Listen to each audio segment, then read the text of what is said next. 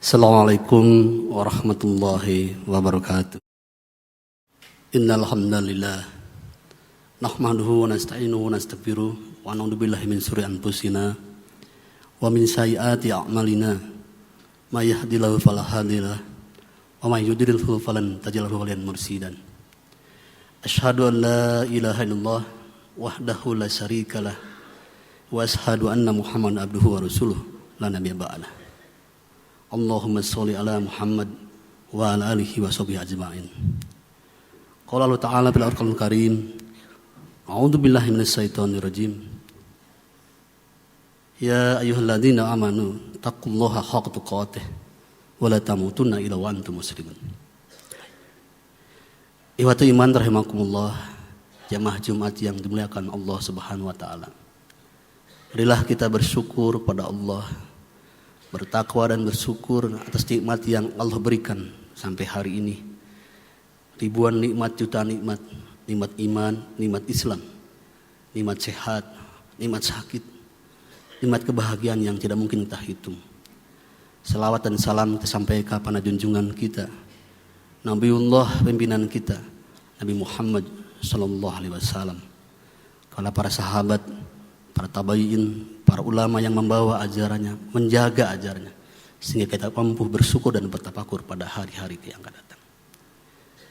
Hadirin rahimakumullah, khatib berwasiat untuk diri sendiri, marilah kita bertakwa dengan sebenarnya takwa, dan mudah-mudahan Allah mewafatkan kita dalam keadaan beriman.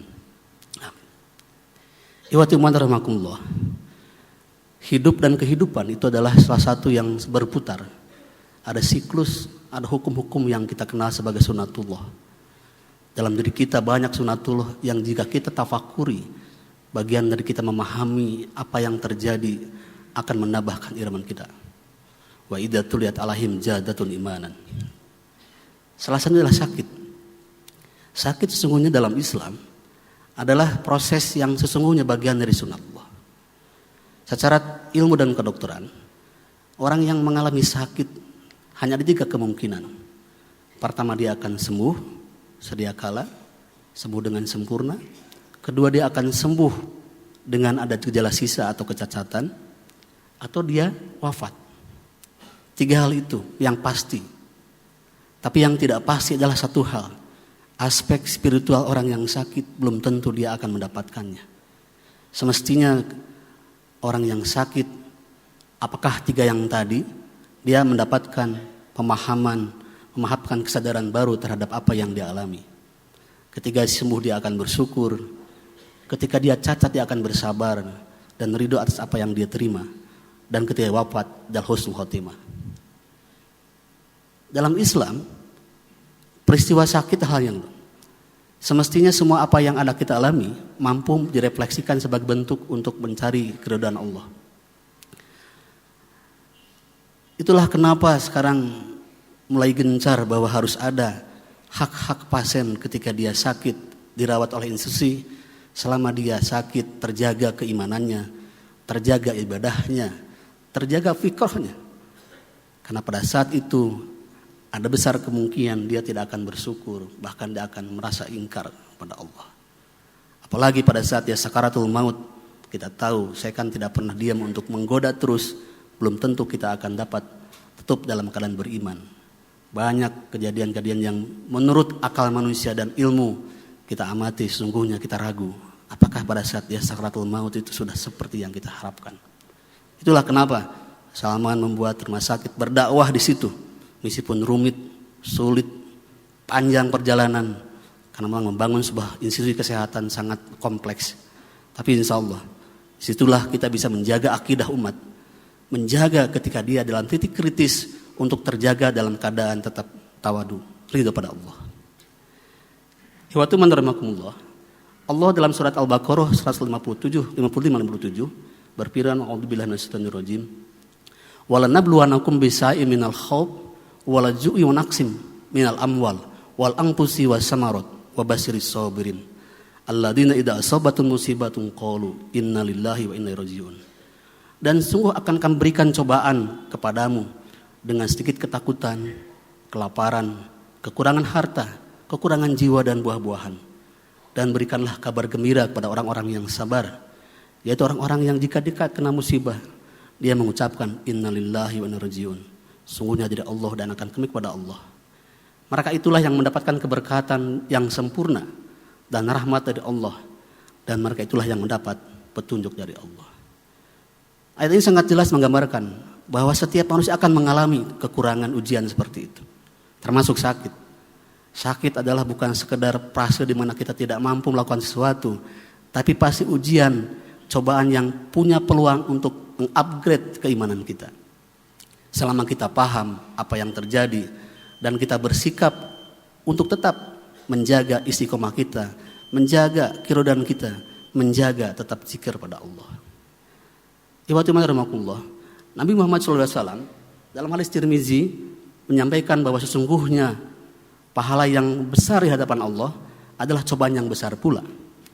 Allah mencintai seorang. Apabila Allah mencintai seorang, maka Allah akan berikan cobaan yang kepadanya.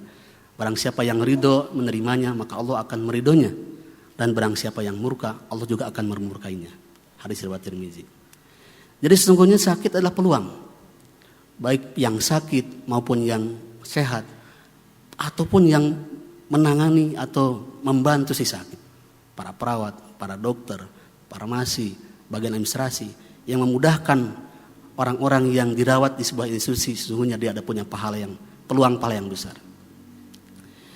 Oleh karena itu para ulama juga menyitir dalam hadis Bukhari bahwa setiap muslim yang terkena musibah, penyakit atau yang lainnya pasti akan Allah hapuskan kesalahannya sebagaimana pohon menggugurkan daun-daunnya. Itu hadis yang katanya Rasulullah SAW dalam hadis Bukhari dan Muslim. Ibadahullah.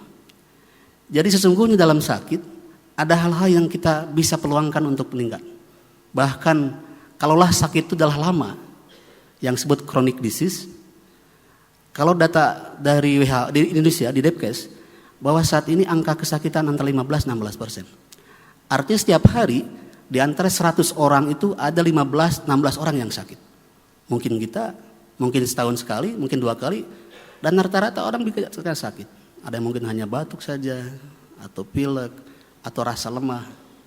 Yang sesungguhnya pada saat itu Allah sedang menguji kita.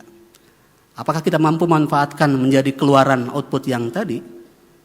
Tidak hanya masalah fisik sembuh atau dia ada kecacatan. Mampu dimanfaatkan sebagai bentuk untuk mendekatkan pada Allah, takabur Allah, belum tentu. Oleh karena itu, beberapa hadis yang sampaikan ini juga ingin menggambarkan sesungguhnya kita ada peluang di situ. Apalagi kalau kita lihat saat ini dengan akses mudahnya pengobatan, angka kesakitan yang chronic disease yang dulu hanya sekitar 60%, mungkin 50%, 40%, tapi saat sekarang justru hampir 90%. Penyakit kronis adalah penyakit yang dia akan terus ada, tidak bisa dihilangkan kecuali dikontrol. Kencing manis atau diabetes, hipertensi, hiperlipidemi atau lemak yang naik, uric acid, asam urat adalah chronic disease. Kalaulah kita mendapat itu, resiko untuk merasa aral atau merasa dia seperti diciptakan Allah akan besar. Tapi sesungguhnya peluang untuk mendapat pengampunan Allah, pahala Allah besar. Rasulullah dalam hadis yang diriwayatkan Tirmizi menyampaikan bahwa sesungguhnya cobaan akan selalu menimpa setiap orang. Apakah dia berupa anaknya yang sakit atau cobaan atau harta akan dicobanya, sehingga dia akan bertemu Allah dan orang yang bisa menjaga itu dia akan mendapat tengkah yang sedikit. Itu di hadis Ahmad disampaikan seperti itu. Artinya dalam hadis ini akan cocok orang yang dia tiap saat sakit kronik, sesungguhnya dia punya peluang untuk menghapus banyak dosa-dosanya. Selama dia ikhlas, sabar, dan juga dia ridho apa yang diterima. Dan Nabi, Allah menyajikan dalam hadis Nabi, sesungguhnya tiap penyakit ada obatnya. Fa idza maritu fa huwa yasfin, kata Allah dalam surat Syuara. Ketika aku sakit, Allah yang menyembuhkan. Kalaupun dia belum diketemukan, adalah proses yang memang perlu waktu yang panjang. Virus corona misalkan, yang kita tahu virusnya tidak segasat virus SARS. Saat ini begitu dia ada virusnya, orang berkreasi melakukan penelitian, dalam waktu kurang dari 6 bulan ditemukan antinya. Padahal sesungguhnya virus adalah hal yang umum di antara kita. Berterbangan kemana kemari, yang dia jarak 2 meter dia tidak tahan. Lebih mudah bakteri yang dia tidak bisa dikalahkan dengan cepat. Harus digodok dulu, harus dengan antiseptik. Tapi kalau virus umum di kita, yang menyebabkan dia bisa menyebabkan sakit adalah karena virus tidak bisa hidup tanpa ada yang didiaminya. Dan hostnya atau yang didiaminya bisa manusia atau organ lain, binatang misalnya. Jadi sesungguhnya kalau kita menjaga kebaikan dalam bentuk makanan yang sehat, kemudian kita bersyukur untuk selalu optimis, sehingga hormon-hormon kebahagiaan yang menjaga kekuatan kita muncul, tidak akan orang kena dengan sakit seperti kena virus. Ikhwatu iman rahimakumullah, juga Allah menyatakan tidak ada bagi umat Islam ketika dia dapat ujian sakit dia berputus asa. Tidak ada sebuah kesulitan itu tidak akan berakhir. Fa idza faragta fansab wa ila rabbika farghab. Selalu ada ujungnya. Setelah kesulitan ada kemudahan dan ada kemudahan.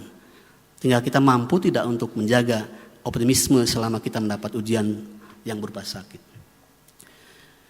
Ikhwatu man rahimakumullah. Dalam hadis Bukhari dikatakan Rasul bersabda bahwa sesungguhnya ada dua kenikmatan yang sering terlupakan ketika manusia. Dia menekankan dua itu adalah hal yang pertama adalah sehat, yang kedua adalah waktu luang. Artinya ada penekanan bahwa sering manusia itu lupa ketika sehat, baru ingat ketika sakit. Padahal sesungguhnya sakit yang muncul itu bisa dimanage, bisa dicegah, bisa dialirkan untuk tidak sampai membuat sakit. Barakallah.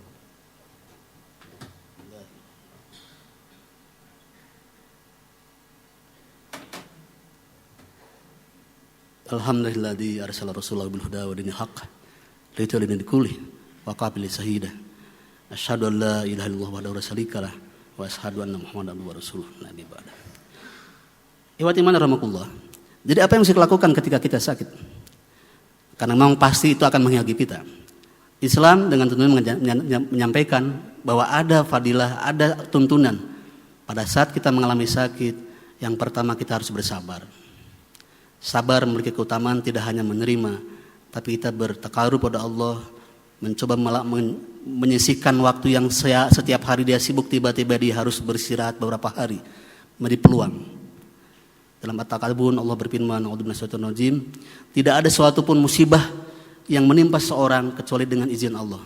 Dan barang siapa yang beriman kepada Allah, niscaya dia akan memberi petunjuk kepada hatinya. Dan Allah Maha mengetahui segala sesuatu. Yang kedua adalah pada saat sakit kita ridho. Karena keridhaan itu Allah akan menjadi bagian dari penghapus dosa kita. Atau juga akan menunjukkan jalan-jalannya. Yang ketiga kita jadikan sakit itu sebagai bentuk untuk anugerah. Rasulullah mengatakan dalam hadisnya Bukhari, tidaklah Allah menganugerahkan kepada seseorang sesuatu pemberian yang lebih baik dan lebih lapang daripada kesabaran. Kemudian pada saat sakit hindarilah pada saat sakit kita tidak berburuk sangka kepada Allah. Kenapa sakit kok lama sekali tidak sembuhnya? Kenapa dokter ini tidak memberikan obat yang pulang kemudian selesai? Ada proses. Tidak boleh berburuk sangka. Usaha ikhtiar akan jadi pahala. Yang kedua juga disyariatkan atau dicontohkan Rasulullah tidak boleh juga berbelas kasih menyebarkan penderitaan. Zaman sekarang ada resiko kita sepertinya ingin diperhatikan orang, kemudian sebarkan, meminta perhatian, minta pertolongan. Yang ketiga adalah jangan membawa waktu. Kita tahu kalau di rumah sakit sumit konvensional, di tiap kamar ada televisi, tidak ada Quran. Seharusnya pada saat itu ada resiko. Maka kalau rumah sakit dia syariah, setiap apa yang dilihat pasien itu menggambarkan dia dekat pada Allah. Dia lihat ke kiri ada doa tentang kesembuhan. Dia lihat ke kanan ada ayat yang menggambarkan optimisme dan zikir pada Allah. Termasuk Quran. Jadi jangan sia-siakan pada saat sakit kita hanya tidur atau hanya menonton TV. Tidak produktif. Kemudian juga di kita yang sering dilupakan yang saya amati adalah sakit itu juga membuat orang tidak menjaga aurat, tidak menjaga hijab. Apalagi kalau dia kelas 3, kelas 2. Sungguhnya saat itu meskipun tidak terjadi, Allah menguji tentang bagaimana kita menjaga kemurnian kesucian kita. Yang berikutnya tidak boleh berobat dengan barang yang haram. Alkohol adalah haram meskipun beberapa ulama masih berpendapat tergantung kegunaan. Tapi hindari kalau ada yang lain. Saat ini masih banyak bukan banyak. Ada beberapa obat yang bisa menolong life saving, tapi dia terbuat dari protein dari babi. Kalau memang dia memang menyelamatkan nyawa, mungkin ada inform consent, ada akad disampaikan dalam langkah darurat. Berikutnya juga tidak boleh kita meminta pertolongan pada orang yang bukan ahlinya. Kita percaya pada dukun, sesungguhnya ketika kita percaya dukun, kita sudah masuk ke dalam kelompok orang yang syirik, menyekutukan Allah. Pasrah kepada Allah, adukan kepada Allah, tidak usah adukan kepada manusia. Saya melihat kalau pasien-pasien saya yang usia tua, ketika dia sakit, justru kalau malam dia banyak berzikir. Karena kesempatan untuk berzikir ada pada itu. Beberapa bahkan ada yang meminta kepada saya, "Dok, bolehkah saya diajarkan tadarus? Bolehkah saya diajarkan tahajud?" Alhamdulillah. Kita berharap ketika dia sembuh, dia bersyukur dan bertafakur sehingga bertambah imannya. Ketika sakit sesungguhnya banyak peluang untuk mendapatkan pahala. Hadirin, itulah yang bisa sampaikan. Mudah-mudahan memberikan gambaran, memberikan semangat. Sesungguhnya kita akan mengalami seperti itu dan mari manfaatkan seperti itu. Mohon doa mudah-mudahan Salman dalam kiprahnya berdakwah untuk menjaga akidah, membuat rumah sakit yang memang cukup rumit mendapatkan support yang cukup. Dan ini adalah konsep rumah sakit wakaf pertama di Indonesia. Belum pernah ada di Indonesia rumah sakit berdasarkan wakaf, tapi insya Allah bisa. Mudah-mudahan Allah memberikan kemudahan pada kita, segala upaya kita dalam rangka menjaga akidah kita, menjaga keimanan kita, menjaga diri kita. Rabbana dzalamna anfusana wa illam taghfir lana wa tarhamna lanakunanna minal khasirin. Rabbana afriq alaina sabran wasabiq aqdaman fansurna al kafirin. Rabbana atina fid dunya hasanah wa fil akhirati hasanah wa qina adzabannar. Aqulu qouli hadza wa astaghfirullaha wa lakum. Wassalamualaikum warahmatullahi wabarakatuh.